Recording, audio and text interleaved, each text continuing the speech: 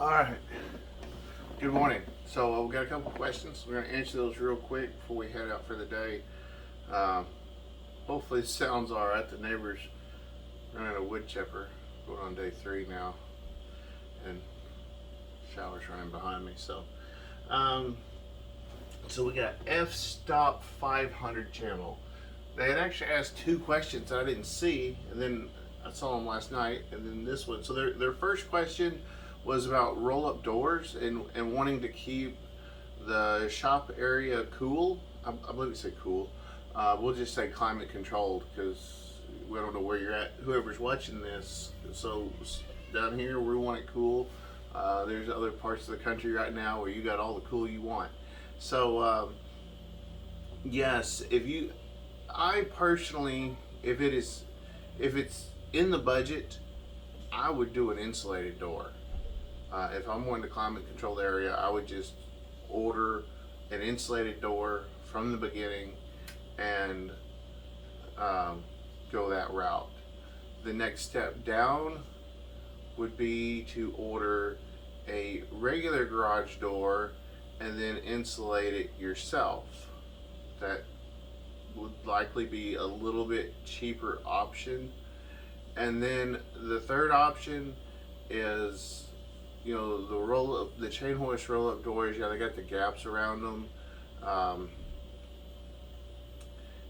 it's going to take a little more to heat and cool an area, but at the same time, if the other doors are just out of your budget, don't get discouraged, because if you spray foam it and the door is what breaks the budget, you're going to be fine.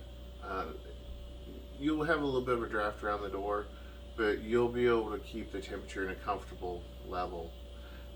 Now, if you're doing something like if you're painting, doing epoxy work, doing, finishing furniture, something like that where drafts and dust could be a problem, then yeah, I would get a good quality garage door that seals up tight.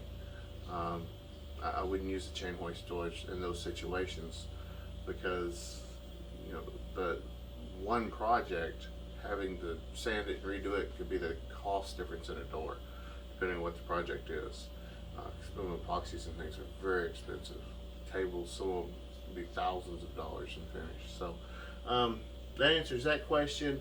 The lathe. So you wanted to talk more about lathe. So I have a tape measure right here. Let's see if this one has it. It does.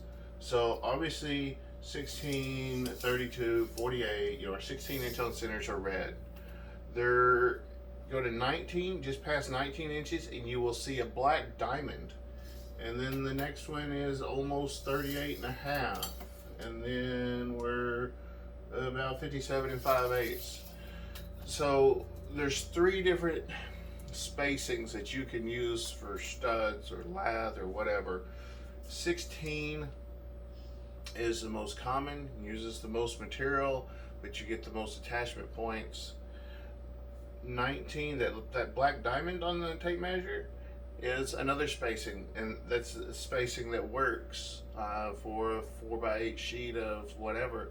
So it'll break out and end up like your 16. So let's find our. Let's see.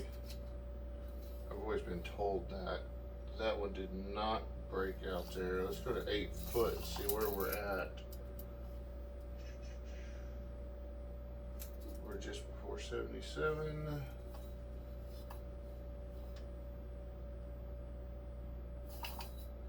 Let's see here. Okay, yeah, so it ends on 8 foot, because our next one, where's our next one? It's way out here. Yep, so it's 8. It ends on 8 foot. So yeah, there you go. So you can use the black diamonds, which are just over 19 inches. Where's that first one at? 19 and 3/16. Where you can do 2 foot. A lot of your new homes, your interior framing on your interior walls. If it's not a cabinet wall, a lot of your new homes, your studs are 2 foot on center. So you could put your lathe 2 foot on center. As far as, that's really going to come down to budget and personal preference. Personally, I like overkill, and on my personal project, I would probably go 16. It's something we're building for somebody else, and we're trying to watch where their dollars go. We would probably do 2 foot, and it's fine. Like your ceiling joists are 2 foot on center, your rafters are 2 foot on center, so your attachment points are 2 foot on center. So it's fine to go 2 foot. Your most recent question, 9 hours ago. Hey Joe, should you install the wall studs or lath in a tube steel building before adding spray foam? Um, some insulators are not going to like me, but I'm going to say yes. The reason I'm going to say yes is because I like to have all of that done. I like to have everything done. They say we can come back with a touch-up kit and you can cut holes in it. We'll touch it up later.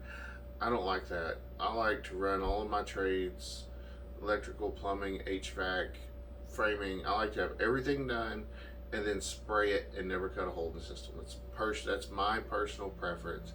I'm told it doesn't matter. My spray foam salesman that we're dealing with, looking at buying the system, says it doesn't matter.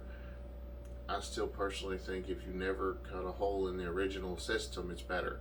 So I would put the lath up first, yes.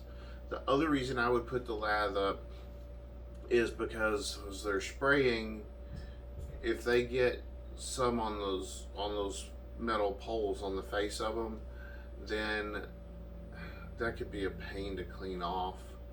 I don't know if they're going to clean it thoroughly, whoever you sign the contract with. I guess you could run painter's tape on each one and then pull the painter's tape off and then be able to apply your lath. If you're going 16 inches on center, maybe that would be the way to go.